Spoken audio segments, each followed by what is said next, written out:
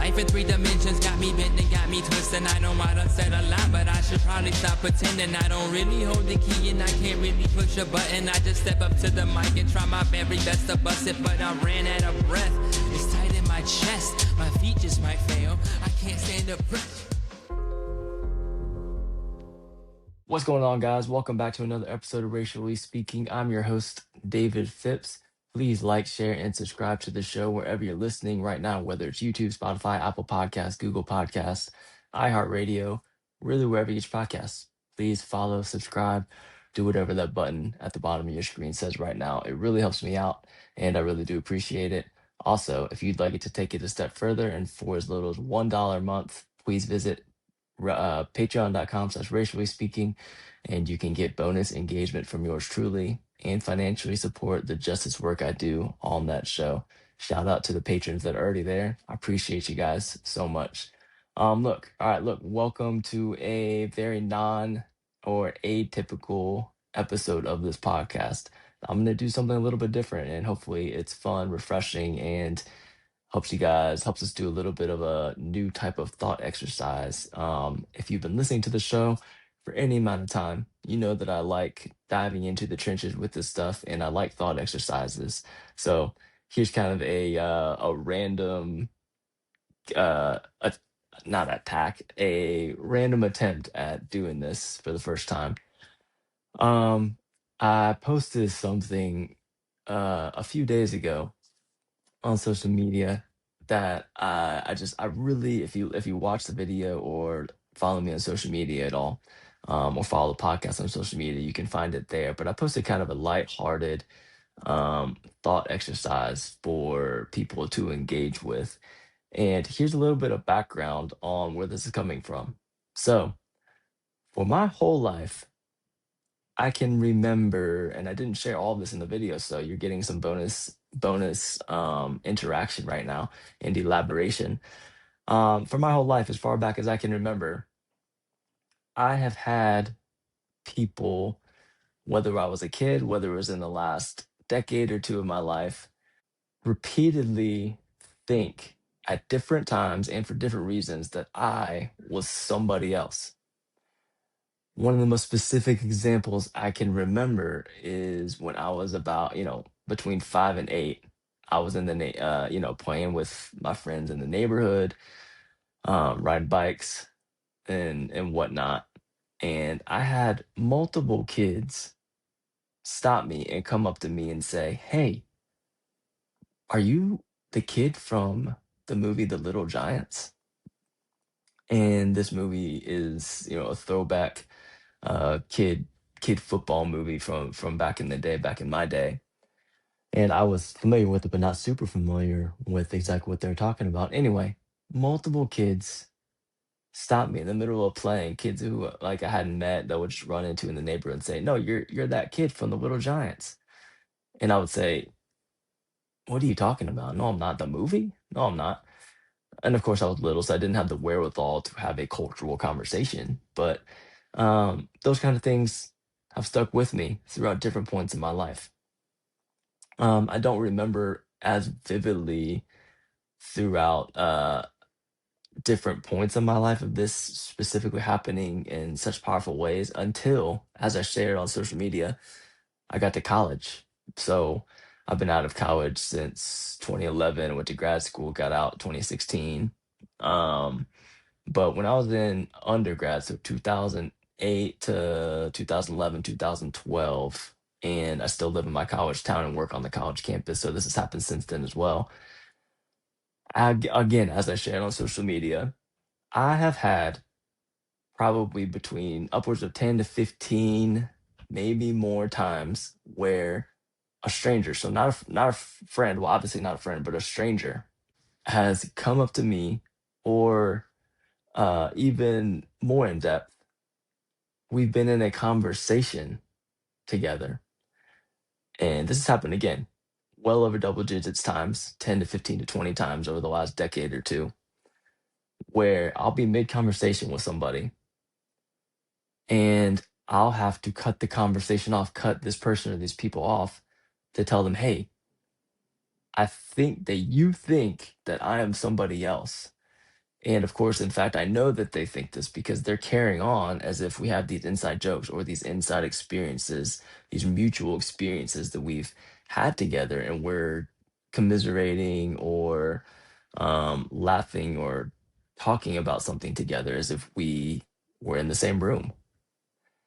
And one of the most specific times I can think of is I was at this retreat and I met somebody there for the first time, and we're playing a game. We're in a circle, and this girl is in a conversation with me and just starts saying, "Man, how'd you do on that test the other day? Couldn't believe the questions were, X, Y, and Z were this hard. Professor so and so is pretty difficult. Can you believe that so and so said this in this class? Like, how do you feel about them?" Or and so on and so forth. And it kind of took off. I didn't realize what was happening in the moment, and obviously neither did this person because they thought it was somebody else, and they launched into this. We skipped the pleasantries. She launched into this monologue, and she thought it was going to be a dialogue between me and her because she thought it was somebody else. So I stopped her and said, "Wait, I'm sorry. I think you think that I am somebody else." She's like, "Wait, you're not in Professor, I don't remember his name, so and so's class?" And I was like, "No, that's not me. That's not even my major." And it took a little more convincing, but she, apologized, which I wasn't hurt. I didn't need her to apologize, but um, it was an interaction that stopped me in my tracks a little bit. Fast forward, rewind. I've had this happen multiple, multiple, multiple times. You can ask some of my friends, my wife. This has happened to in similar ways in completely different spaces all over.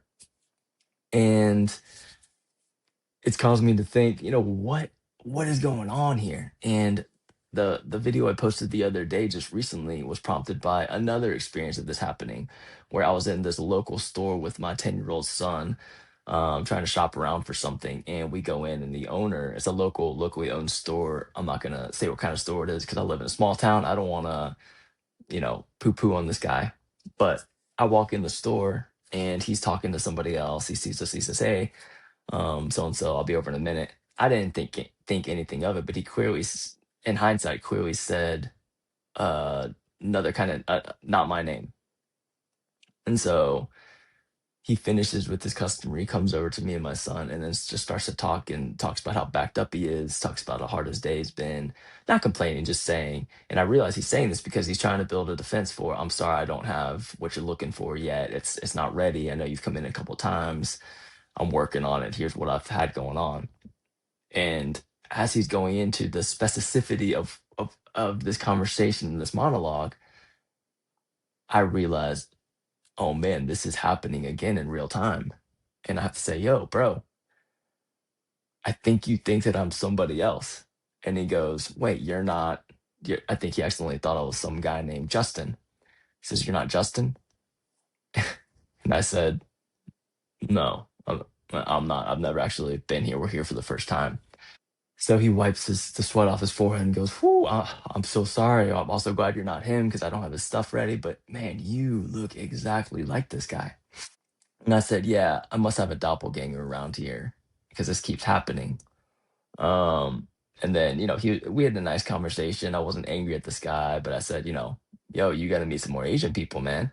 And then we kind of laughed it off. So it wasn't nothing contentious or anything. But I wanted to share this because this hasn't happened in a while, but it it's happened to me now 3 times in the last 3 weeks, and it's just got me thinking, what are some of the layers that are behind this that keeps happening? Feels kinda crazy to me.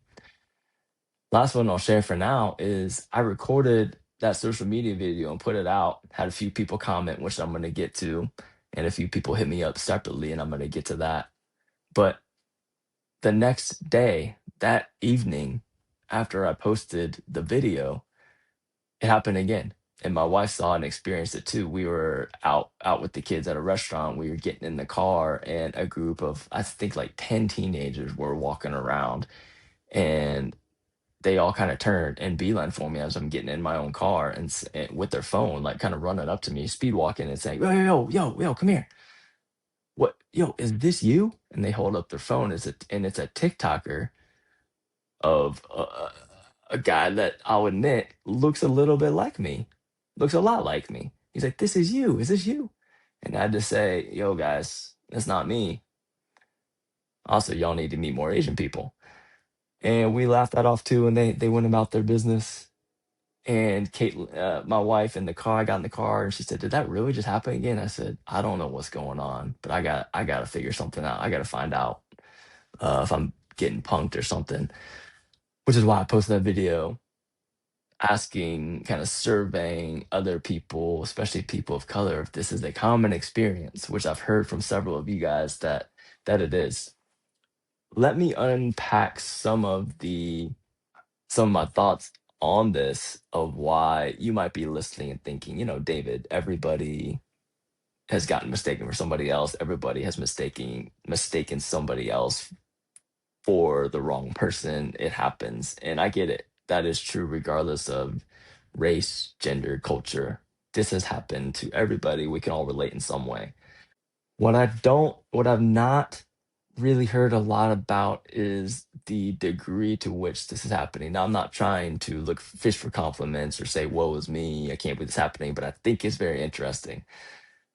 It's the layer that interests me is not the, oh, I'm sorry, I thought you were somebody else, or oh, I thought he was somebody else, or man, I swear I saw so and so the other day, looked exactly like him, or man, this person in this movie even looks exactly like this person I know. It's not that.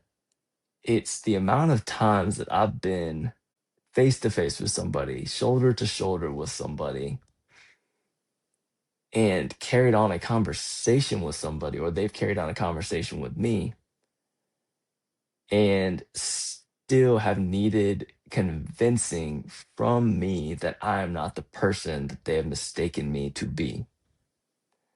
Now, there's other innocent layers behind that of why people can still need to be convinced, but the amount of times it's happened to me, like people will truly look me in my eyes, listen to my voice, and hear the words I'm saying and be like, are you sure you're not this person? Are you sure you're not crazy? Because I can't be crazy. And it takes these levels of convincing, like, hey, I know who I am. I'm not playing a joke on you. It's not me. That's not me.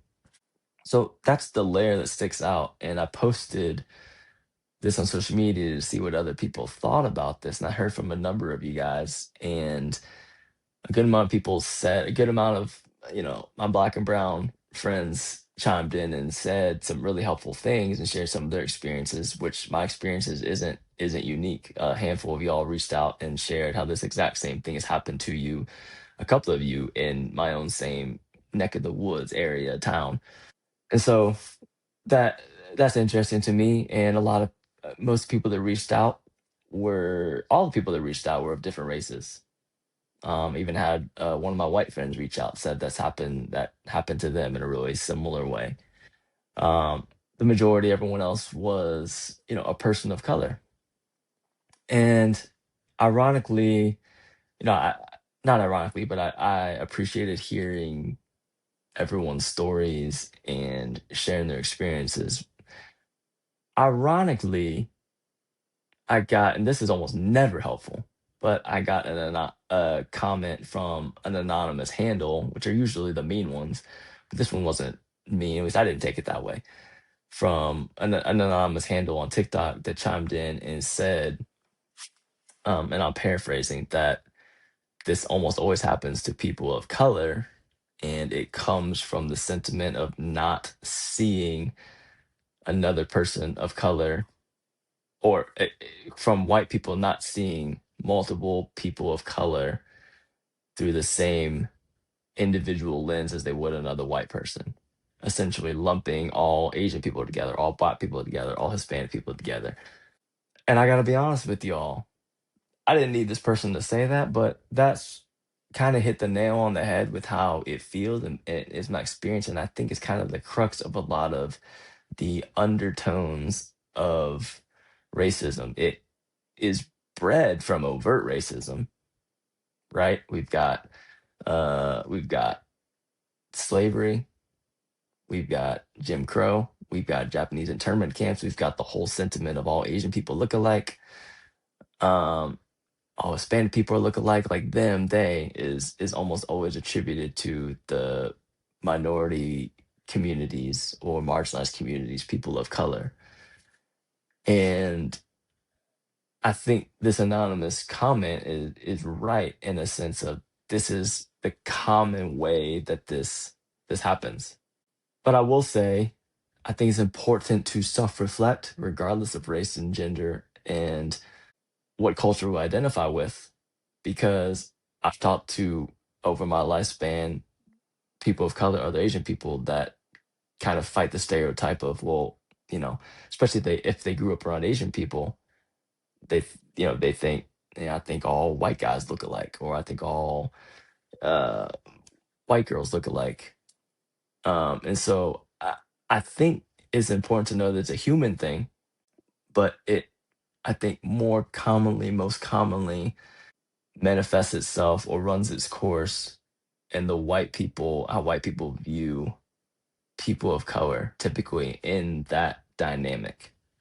So I'm sharing all this not because it's heavily weighing on me and I'm being over emotional about it, but I think it's an interesting thing to discuss here on Racially Speaking and kind of do a thought exercise. So if you're hearing this for the first time, you don't know what I'm talking about, what I talked about, or what I post on social media, great. Think about what sticks out to you. If you're a person of color, has this happened to you? Is this a sentiment that you can identify with? Is this something that, am I onto something with my experiences or that quote I kind of paraphrased? Um, and if you're my white brothers and sisters, is this something that you wrestle with? Have you had these kind of interactions on either end? Has it happened to you, or have you done this to somebody else um, unintentionally? I'd wonder what your thoughts are, what your thoughts and questions are with your feelings towards this happening. Am I being too oversensitive? Is this a nothing thing? Do you have pushback rising up in your heart as I'm saying this, or are you viewing it as, wow, I need to do some work and do some, not in a profound way, but do some soul searching a little bit. Think, man, do I subconsciously group people of color unfairly together in a way that is problematic? And I'd argue that we all do that to some degree, but I do think this thing with how often white people view communities of color, if we could chip away at that, these layers, this sentiment, I think that we can make some progress together with racially speaking, with how we relate to each other. So I'm keeping it short today. I wanted to hop on, give you guys some food for thought. I'm keeping these episodes a little shorter this summer. Hopping on, I know it's been a few in a row of just me. Rest assured, if you enjoy the back and forth conversations between me and a guest or co-host, next episode, I promise you won't want to miss. It's going to be me and a fantastic guest. Thank you guys. Again, please check out patreon.com/racially speaking. For as little as $1 a month, you can support the show and the justice work I do here on the show. Please follow and subscribe to wherever you're listening to the podcast right now. The artwork, I can never say artwork. Our artwork was created by Ashley Bush.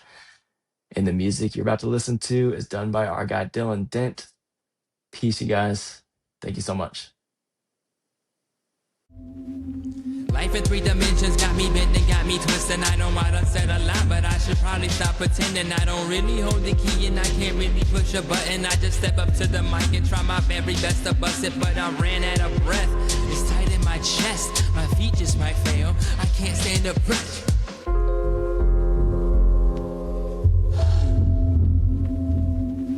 The nightmare might scare you, no worse than reality. They hunt you by day, R.I.P. I'm a robbery. Everybody got a time, but that's less than comforting. I hope I'm alive by the time they choose to come for me. Mosquitoes in the vein, or leeches on my soul. This money on my mind is a fracture in my bones. You get crippled by continuing existence like a ghost. And they wonder why we drink, and they wonder why we smoke, and they wonder why we think that everything's a joke. I'm shocked that we can sleep, must be the thought of letting go.